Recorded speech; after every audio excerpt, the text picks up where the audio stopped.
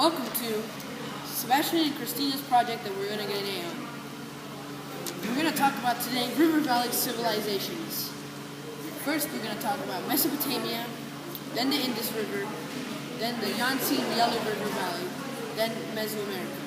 They were four amazing and unique societies that all relied on trade since they were all River Valley civilizations. And they all had distinct cultures and religions. Now on to Christina for Mesopotamia.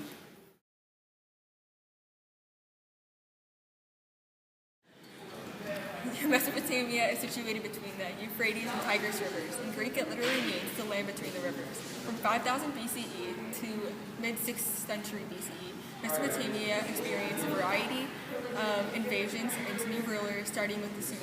Sumer housed the world's first city-states.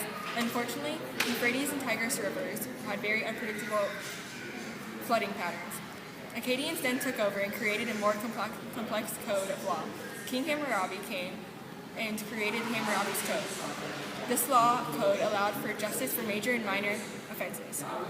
It created the idea of an eye for an eye, a hand for a hand, and sometimes even, you kill my sister, I kill your firstborn child.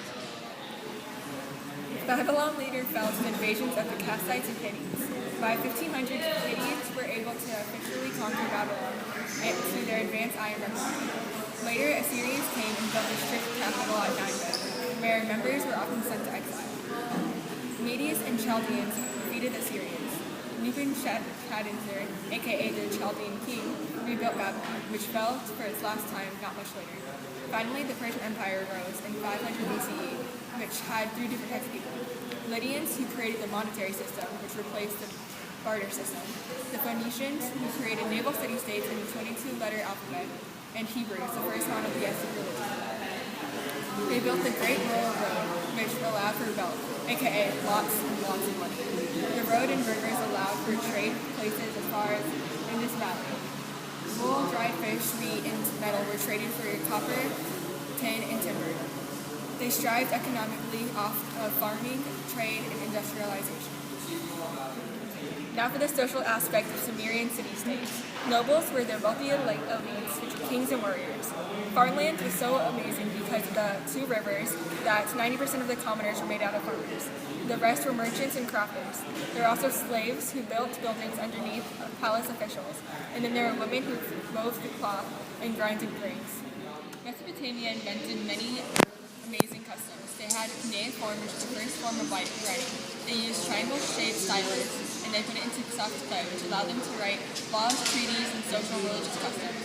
They also created a 12-month calendar. They also used math based on the number of 60, and had geometries that allowed them to make arches and columns.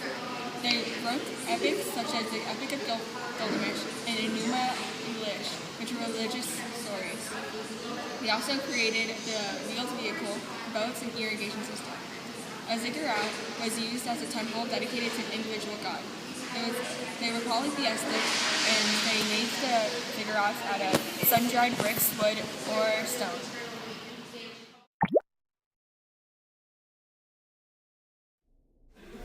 Mesopotamia had four all-powerful gods, including An, which was heaven, Enlil, which was air, Enki, which was water, and Ninhushag, which was earth. They also had lesser deities underneath them. They turned to these gods for the answers.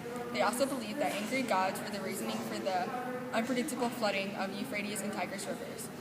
So to please their gods, they sang prayers and hymns, and often sacrificed and gave offerings to gods through the ziggurats.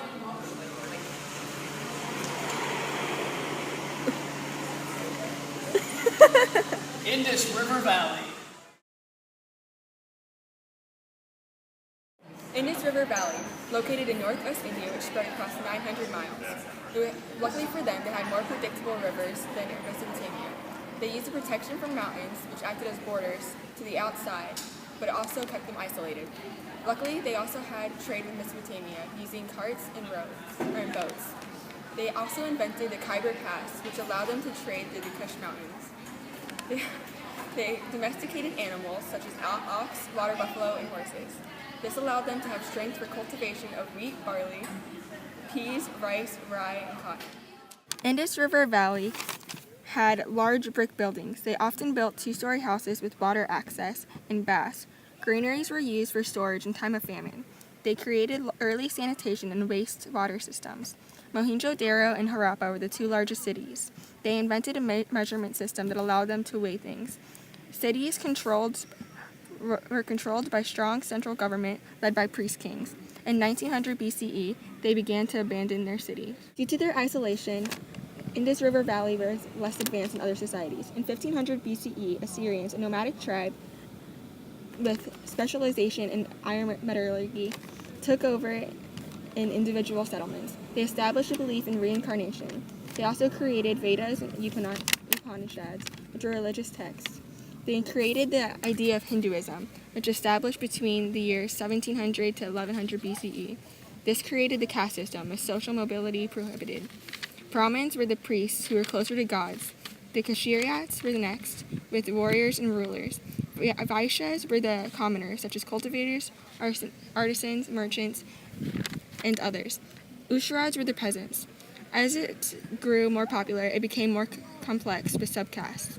Men were designated to their specific social class, and women were honored due to their abilities to create offspring and nursing their families. Later, Buddhism was adopted in 365 BCE, which was a monotheistic religion.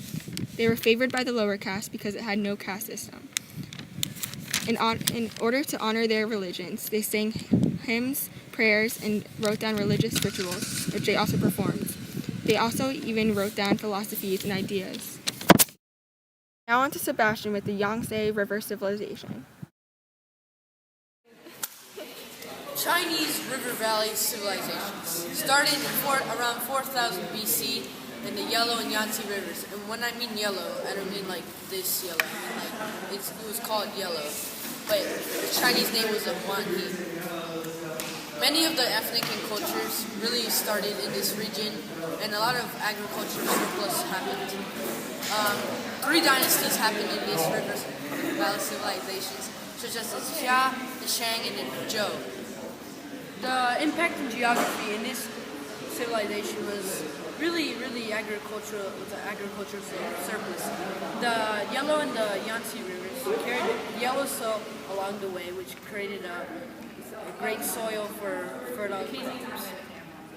It is said that the Changyang or the Yangtze, supposed to say, is 3,400 miles across, and the Huanghe is 2,900 miles. And this made a lot of travel available with boats. And what the negative was surrounded by mountain ranges and river valleys. Alright, gender roles. Family was very important for the Chinese culture. The authority of the family was the father, of course, as always, patriarchal society. The father always arranged the marriages and always controlled the amount of education received by the religion.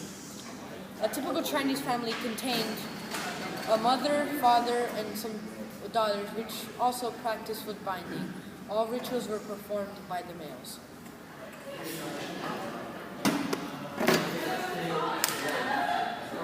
Economy. The river valley, in particular, lacked written language for an extensive time period. Because of this, document elements are rare, so we don't know what they really had in store. What is known that the civilization primarily focused on day-to-day agriculture rather than spontaneous growth. The Silk Road was a major part in its agricultural purpose in China to help it grow. People would travel all over the Silk Road for trading purposes, which brought cultural immersion, and agriculture was an immediate profit due to the fertile soil. And for weapons, iron metallurgy was used for farming tools, utensils, and weapons because of its strength.